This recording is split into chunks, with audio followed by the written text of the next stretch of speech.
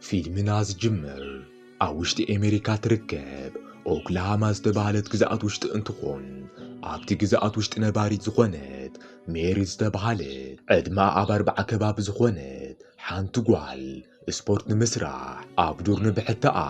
عند هادمت اندار إنا أيو ميري كابتم ألو زبهالو سيفيل إنجينيرات أب قدمي تسرع انتخون أب تعلت نقوه ميري مقايا بمقصال ناب حدا ناي مقابر بوتا مس بصحت ميري حدا سب تحابيقو فوتو يلعلا كم دلو تستوعل أبزي ساعات ميري مقايا قصيلا كابت كبابي مرحق انت تجمر تتحابيقو زنبرا سبقون كابتي استحابو اللو بموصا نميري بدحري أك كتاتلا يجمر ميري اتي سبي كتاتلا كم دلو أبزي رأيت ساعات نهر وسيخا كابت بوتا انت ترحق اتي اندا تختاتلا زنبرا كن أركيبوا ناب مريت مسودقا عفاك عفنا انت تبل ميري حابي أتو زنبرت مدن زمرف بموصا نتسب ونقو نكسحت تقبرو كاسيلا ميري نتسب أبتقا زنبرا مكينا بمسعان فاتينا قعزو بمجمارا لكا ميري بتعاقاتي زودقت بفتقكم زخونت نردا ميري كذا أمس بصحت مكينة أب جاراج وشتتو أبيلا نت بيت منجست زمسل جزء بناء أصابع عشرة قفيتا مسأتوت جياز تبهالت قوال من درا مزيئة ميري مكينة أب نهر انداغن حت انت تمزي اتناي حملتو بوتا أكم زبلاشيت الله قريتا تقرب ميري جن بناي جياز رباكي تقدست كابتي كعبتا زنبرت زوصدو تكارا أمرأي قدم مجمارا ميري بحسابا ناب دحري تخيد مو فيلمنا أون اتقدم 3 عامت استفتر كارينا يجمر قدم 3 عامت ميري مساب ايا روبورت بمخوان نتا كيرين ستبهالت قوالهم ناب تخبار زخوانه منبر جزء مسوسدوا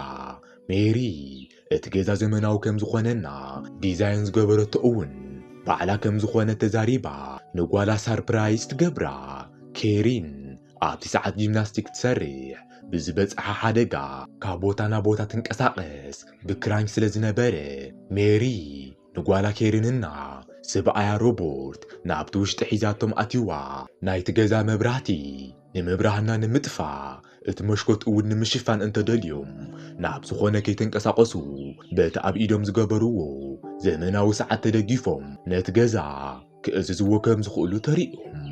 فيلمنا ناب حز انت ملسنا ميري أبت جزا وشت زلو من قسقاسنا بزريقة سكرين زلو وكف لأتيوا بات سكرين حاجز ماكينة أتطو زبلتو الجاراج اندا رأيت اندا هلوه اتكا عقتا فتينو زنابرا سابقون ونقوكا بساحاتو لنقيحو ناي ميري ماكينة خفيتي واتسي اتعاقاتي كبابيو انت رئي أب قرميقو ناب بيزمن زقتو كفل سلازرقبه اتعاقاتي نتمت حلالف حليفو نابوشت انت أتو أبت بيزمنت وشتي بزح زلو غازيتا تلطيفو ميرئي اتعاقاتي نت غازيتا قريبو انت رئي قد محازي نسو زقتلن أقوالات زي ناس تزقبولو كم زخونا رئو اندام بابو اندهالوه ميري أبت مكوتا صرك في بمخوان أبت بيزمنت وشت زركب سكرين أبريها نتعاقاتي قد 3 عامت استقاد حزينا كتسمعو تجمر اتزينات زدقب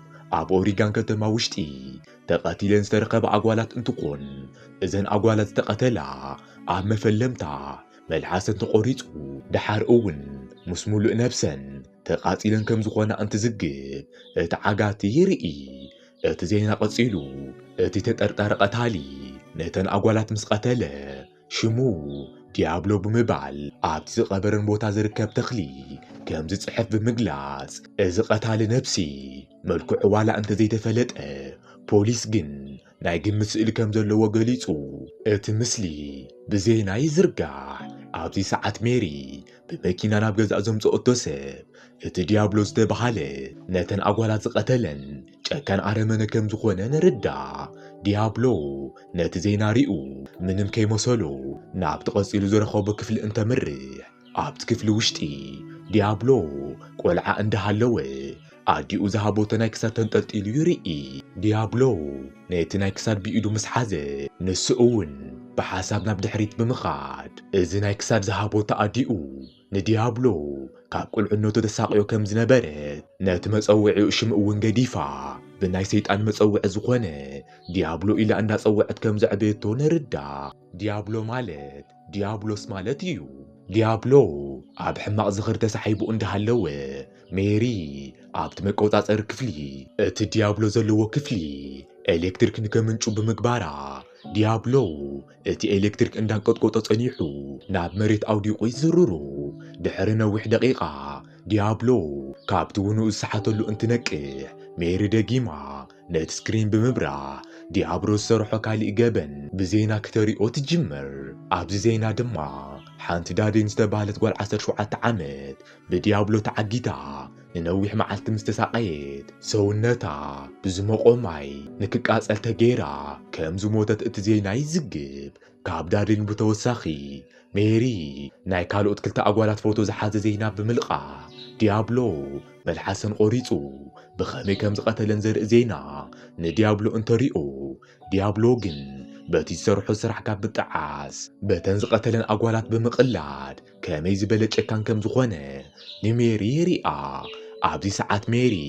ካብ መጠን ብላዕሊ ሓሪቓ ዲያብሎ ዘለዎ ክፍሊ ውሽጢ ብፍሉይ መልክዑ ዲዛይን ዝገበረቶ ሓዊ ዝተፍእ መሬት ሓዊ ንከውፅእ ብምግባር ዲያብሎ ነተን ኣጓላት ብሓዊ ኣብ ዘቃጸለን ሰዓት እተን ኣጓላት ዝተሰምዐን ስምዒት ብውሕዱ ንክስምዖ ንምግባር እንትትፍትን ዲያብሎ ግን ኣብቲ ክፍሊ ውሽጢ ነቲ ሓዊ ዘይረኽቦ ቦታ ስለ ዝረኸበ ፈጢኑ ናብኡ ከይዱ ይሕባ። ፊልምና ደጊሙ ናብ ድሕሪት ይወስደና እሞ ናይ ሜሪ ጓላ ኬሪን ድሕሪ ብዙሕ ሕክምና ከም ናይ ቀደም ብዘይ ክራንች እንዳተጓዓዘት ንሪኣ። ነዚ ኣርዩና ሓደ መዓልቲ ኬሪን ከምቲ ናይ ኩሉ ግዜ ኣብቲ ፓርክ ወኬራ ክትምለስ ከም ትደሊ ንኣዲ ኣሜሪና ንኣባኣ ሮቦ ተዛሪባ እንትኸድ ኣብቲ ዕለት ምሸት ግን ኬሪን መልሓሳ ተቆሪጹ ነብሳ እውን ብሓዊ ተቃጺሉ ከም ዝተረኸበት ፖሊሳት ንሜሪ የፍልጥዎም። ድሕሪ ናይ ኬሪን ሞት ናይ ዲያብሎ ኬዝ ዝሓዘቶ ሰሊና ዝተባሃለት ናይ FBI መርማሪት ፖሊስ ንሜሪ ናብ ቢሮ ፀዊዓ ብዛዕባ እቲ ወንጀል እንዳነገረቶም ብምጽናሕ ዲያብሎ ዝተባሃለ ቀታሊ ነተን ኣጓላት ዝዓግተን በቲ ባዕሉ ዘዳለዎ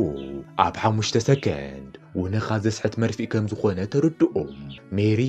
ካብ ናይ ሰሊና ፋይል እቲ መደንዘዝ ዝስረሐሉ ኬሚካል ኣስተውዒላ ስለ ዝነበረት ድሕሪ እቲ መዓልቲ ሜሪ ናብቶም ካብ ሕጊ ወፃኢ መድሓኒት ዝሸጡ ሰባት ብምኻድ ከምቲ ናይ ዲያብሎ ዝበለ መርፊእ ንምስራሕ ዘድልያ መሳርሒ ምስ ገዝአት ነቲ መድሓኒት ባዕላ ሰሪሓ በብመዓልቱ እንዳተወግአት ንባዕላ ምልምማር ትጅምር። ሓደ መዓልቲ ግን ናይ ሜሪ ስብኣያ ሮበርት ሜሪ ነቲ መድሓኒት ኣብ ኢዳ ወጊኣ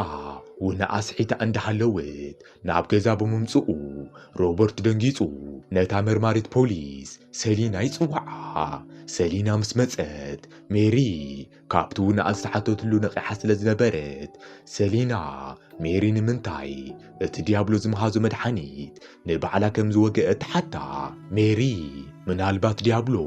ንዓኣ እውን ረኺብዋ እቲ መርፊእ እንተወጊእዋ ውንኣ ንዘይምስሓት እቲ መድሓኒት እንዳተለማመደቶ ከም ዝኾነት ብምግላጽ እቲ መድሓኒት ንኻልኦት ሰባት 2 ሰዓት ዘድቅስ እንትኾን ንሳ ግን ብተደጋጋሚ ስለ ዝተጠቐመቶ 40 ደቂቓ ጥራሕ ከም ዘደቅሳ ንሰሊና ትገልጸሎም። ፊልምና ናብ ሕዚ እንትመልሰና ዲያብሎ ካብቲ ናይ ሓዊ ቦታ ብምርሓቕ ተሓቢኡ ከባቢኡ እንትርኢ ኣብቲ ሕዚ ዘለዎ ቤዝመንት ክፍሊ ናብቲ ዋና ገዛ ዝእቱ ኣብቲ ናይ ቤዝመንት ርእሲ ክፍቲ ቦታ ከም ዘለዎ የስተውዕል። ድሕሪ እዚ ዲያብሎ ካብቲ ዝተሓብኦ ምስ ወፀ ሜሪ ደጊማ ካብቲ መሬት ሓዊ ንከውፅእ ብምግባር ንዲያብሎ ከተሳድዶ ትጅምር። ዲያብሎ ግን ዝግበር ገይሩ ካብቲ ሓዊ ብምምላጥ ኣብቲ ቤዝመንት ውሽጢ ዝነበረ ካሜራ በቲ ዝሓዙ እምኒ ብምስባር ንክጠፍእ ይገብሮ። ቀጺሉ ኣብቲ ክፍሊ ዝነበረ ጠረጴዛ ብምድያብ ናብቲ ዋና ገዛ በቲ ንኳል ንምሽላኽ እንትትፍትን ሜሪ ዲያብሎ ካብቲ ቤዝመንት እንተወፂኡ ጸገም ከም ዝፍጠር ስለ ዝተረድአት ፈጢና መርፍኣ ብምሓዝ ውንኡ ክተስሕቶ ናብቲ ቤዝመንት ክፍሊ ተመርሕ። ቀጺላ ሜሪ ዲያብሎ ተንጠልጢሉ ትሪኦ። ናብኣ ቅድሚ ምቕራባ ዲያብሎ ቀዲሙ ተዳልዩ ስለ ዝነበረ ካብቲ ዝደየቦ ብምውራድ ኣብ መሬት ዓሪፉ ኣብ ቅድሚ ሜሪ ጠጠው ይብል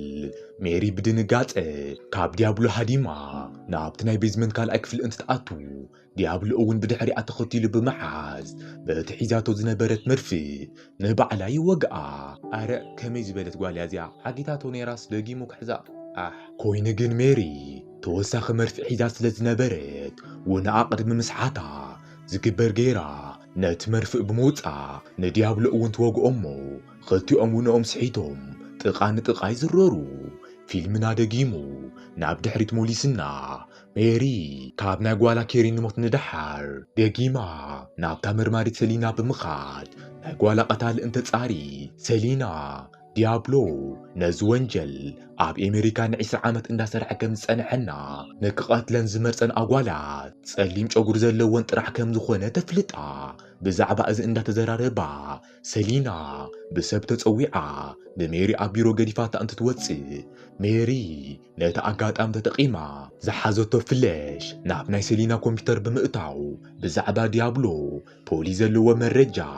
ኣብ ፍለሻ ጽዒና ትኸይድ። ብተወሳኺ ሜሪ ናይ ሰሊና FBI ታሴራ ብምስራሕ ፈጢና ካብቲ ቢሮ ትወፅእ። ብጽብሒቱ ሜሪ ናብቲ ናይ ፖሊስ መረጃ ዝእከበሉ ቦታ ብምኻድ ናይ ሰሊና FBI ታሴራ ኣርኢያ ናብቲ ቦታ ብምእታው ብዛዕባ ዲያብሎ ዝተተሓሓዘ ተወሳኺ ዶክመንት እንትትርኢ ዲያብሎ ነተን ኣጓላት ቀቲሉ ኣብ ዝቐብረን ከባቢ ሓደ ብፖሊሳት ትኹረት ዘይተገበረሉ ቦታ ከም ዘሎ ተስተውዕል። ብጽብሒቱ ሜሪ ናብቲ ዝረኣየቶ ቦታ ብምኻድ ነቲ ከባቢ እንዳረኣየት እንዳሃለወት ሳራ ዝብል ሽም ዝተጻሓፈሉ ናይ መቃብር ሓወልቲ ኣብ ጥቕኡ እውን ዲያብሎ ዝብል ጽሑፍ ዘለዎ ናይ ክሳድ ትረክብ። ፊልምና ደጊሙ እንትመልሰና ሜሪና ዲያብሎ ዓርሲ ብዓርሶ መርፍእ ተዋጊኦም ውንኦም ምስሓቱ ድሕሪ 40 ደቂቓ ሜሪ ካብቲ ዝወደቐቶ ተልዒላ ዲያብሎ በቲ ሒዝዎ ዝነበረ ካራ ንባዕሉ ክትወግኦ እንትትብል ዲያብሎ ብዝገርም መልክዑ ካብቲ ዝወደቆ ብምልዓል ነቲ ካራ ካብ ሜሪ ነጥቃ። ኮይኑ ግን ሕዚ እውን ሜሪ ኮነ ዲያብሎ ካብቲ ዝተወግእዎ መርፊ ብዙሕ ስለ ዘይነቕሑ ሜሪ ፈዚዛ እንዳሃለወት ካብቲ ቤዝመንት ብምውፃእ ናብቲ መደቀሲ ክፍላ እንትተምርሕ ዲያብሎ እውን ተኸቲልዋ ናብቲ ክፍሊ ንምእታው እንትትፍትን ሜሪ ቀዲማ እቲ ማዕጾ ብምዕጻው ካብ ዲያብሎ ተምልጥ። በዚ ዝሓረቐ ዲያብሎ ናብቲ ሜሪ ዝነበረቶ መቆጻጸሪ ክፍሊ ብምእታው ኣብቲ ቦታ ዝረኸቦ ኣቕሓ ምፍርራስ ይጅምር። ኣብዚ ሰዓት ናይ ሜሪ ስብኣያ ዝኾነ ሮቦርት ካብ ስራሕ ናብ ገዝኡ እንትትመጽእ ኣሎዲ እዚ ሰብ ናበይ ከይዱ እንዳበልኩ ነይረ። ጎረቤቶም ጂያ መጺኣ ሰበይቱ ሜሪ ሎማዓንቲ ምስ ጥዕናኣ ከምዚ ኮነት ብምንጋር ብንግህኡ እቲ ናይ ክልተ ቦታ ኣመብል ሻዋ ከይተረፈ ከተዛረባ እንትትፍትን እቲ ማዕጾ ከም ዝዓጸወቶ ትነግሮ። ኣብቲ ገዛ ውሽጢ ድማ ዲያብሎ ንሜሪ ከጥቃዓ ስለ ዝደለየ ናብ ናይ ጓላ ኬሪን ክፍሊ ኣትዩ ኣብቲ ቦታ ዝነበረ ኣቕሓ እንዳባላሸው ናይ ኬሪን ፎቶ እውን ብካራ መቕዳድ ይጅምር። ሜሪ ኣብ ክፍላ ኮይና ዲያብሎ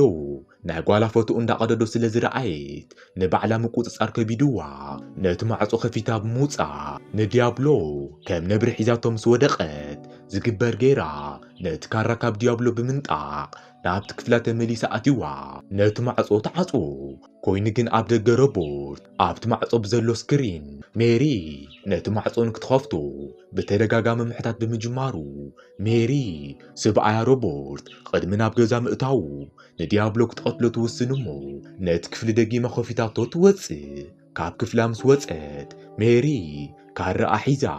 ነቲ ከባቢ እንዳረኣየት እንዳሃለወት ዲያብሎ ካብ ዝመጽኡ ከይተባሃለ ኣብ ልዕሊ ሜሪ ጥቃዓት ብምኽፋት ናብ ከቢድ በኣሲ ይኣትዉ። ሜሪ ን3 ዓመት ንዲያብሎ ንምብቃል ንባዕላ እንዳሰልጠነት ስለ ዝነበረት ሜሪ ንዲያብሎ ብቦክስ ክተንጋላትዖ ትጅምር። ሮበርት በወገኑ ሜሪ እቲ ማዕጾ ዘይኸፈተቶ ዝኾነ ነገር ከም ዝተፈጠረ ስለ ዝሓሰበ ፈጢኑ ናብታ ፖሊስ ሰሊና ብምድዋል ሰሊና ፈጢና ናብ ገዝኦም ንክትመጽእ ይገብራ። ሜሪ ምስ ዲያብሎ ኣብ ህልኽ ዘውድእ ባእሲ እንዳሃለወ ሰሊና ኣብ ደገ ኮይና ሜሪ ነቲ ማዕጾ ክፈትዮ እንዳበለ ስለ ዝሰምዐታ ሜሪ ፈጢና ነቲ ብዓሸራ ዝተዓጸወ ገዝኣ ትኸፍቶ። ሰሊና ናብ ውሽጢ ምስ ኣተወት ሜሪ ምስ ዲያብሎ እንዳተባእሰት ብምርኣያ ሰሊና ሽጉጣ ኣውፂኣ ዲያብሎ እቲ ዝገብሮ ዘሎ ጠጠው ንከብል ተጠንቅቆ ኮይኑ ግን ዲያብሎ ፈጣን ስለ ዝነበረ ሰሊና ነቲ ሽጉጥ ቅድሚ ምትኳሳ ከብዳ ብካራ ወጊኡ እንተዝርራ ሜሪ ድማ ዘለዎ ሓይሊ ተጠቂማ ንዲያብሎ ኣብ ገጹ ብምህራም ወንኡ ስሒቱ ንክወድቕ ትገብሮ ድሕሪ ሜሪ ንስብኣያ ሮቦት ናብ ፖሊስ ንክድውል ኣዚዛቶ እንተብቅዕ ሜሪ ቅድሚ እቶም ፖላይስ ምምጽኦም ንዲያብሎ ክትቆትሎ ስለ ዝወሰነት ናይ ዲያብሎ ኢድን እግርን ኣሲራ ደጊማ ናብቲ ቤዝመንት ወስዶ ሜሪ ቀጺላ ዲያብሎ ምስ ነቐሐ ኣብ ጥቑኡ ከፍ ኢላ ነዚ ኩሉ ዘብቅዐቶ ኣዲኡ ከም ዝኾነት ሓቲታ ከም ዝፈለጠት ንዲያብሎ ትነግሮ ኣብዚ ሰዓት ፊልምና ናብ ድሕሪት ወስደና እሞ ናይ ዲያብሎ ኣዲኡ ሳራ ጨካን ስለ ዝነበረት ንዲያብሎ በብመዓልቲ ምህራማ ከየብቅዐት ብናይ ላቲን ቋንቋ ሰይጣን ዝብል ትርጉም ዘለዎ ዲያብሎ ዝብል ናይ ክሳድ ብምስራሕ ንዲያብሎ ንክገብሮ ትህቦ ኣዲኡ ድያ ከም ዝትገብር በስማም በዚ ምኽንያት ዲያብሎ ቀስ ብቀስ ጨካን ሰብ እንዳኾነ ብምምጽኡ ሓደ መዓልቲ ንኣዲኡ ቀቲሉ ከም ዝቐበራ ንርዳእ ኣረ ዝለና ዋሓዳ እዩ ወይለይ ፊልምና ናብ ሕዚ እንትምለስ ሜሪ ዲያብሎን ዝቐተለን ኣጓላት ኩለን ምስ ኣዲኡ ተመሳሳሊ ጸጉርን ቁመትን ዘለዎን ከም ዝኾነ ከም ዝተረድአት ትነግሮ ብተወሳኺ ዲያብሎ መልሓሰን ዝቆርፀን ኣዲኡ በቲ ዝተዛረበቶ መልሓሳ ልቡ ዘቃጸለቶ ስለ ዝኾነ ሬስአን እውን ዘቃጽሎ ኣዲኡ ረኺብዋ ከም ዘቃጸላ እንዳተሰምዖ ከም ዝኾነ ንርዳእ ሜሪ ዲያብሎ ጨካን ምዃኑ ናቱ ጥፍኣት ከይኮነ ናይ ኣዲኡ ከም ዝኾነ ንዲያብሎ ገሊጻትሉ እንተብቅዕ ነዚ ኣርኢዩና ሜሪ ናይ ኣዲኡ ሬሳ ኣውፂኣ ሓመድ ጌራ ከም ዘቃጸለትሉ ዘርኢ ቪድዮ ንዲያብሎ ተሪኦ ኮይኑ ግን ዲያብሎ ንጓላ ኬሪን ኣሳቂዩ ስለ ዝቐተለላ ንሳ እውን ንዕኡ ብተመሳሳሊ መልክዑ ከም ትቆትሎ ተዛሪባ ኣብ መፈለምታ መልሓሱ ብጉጤት ብምሓዝ ቆሪጻ ትድርብየሉ ዲያብሎ መልሓሱ ተቆሪጹ ብስቃይ እንዳኣወየ እንዳሃለወ ሜሪ ጋዝ ኣምፂኣ ናብ ሰውነቱ ብምድፋዕ ሓዊ ትውልዕ እሞ ዲያብሎ ንጓላ ብዝቐተለላ መንገዲ ናቱ ነብሲ እውን ናብ ሲኦል ትልእኾ ኣብ መጠረሽታ ዲያብሎ ምስ ሞተ ድሕሪ ዝተወሰነ መዓልቲ ዓበይቲ ሚድያታት ከይተረፉ ናይ ጓላ ሕነ ዝፈደየት ጓል እንዳበሉ ዜና ሰሪሖም ናይ ሜሪ ሽም እንዳልዕልዎ እንዳርኤና ፊልምና የብቅዕ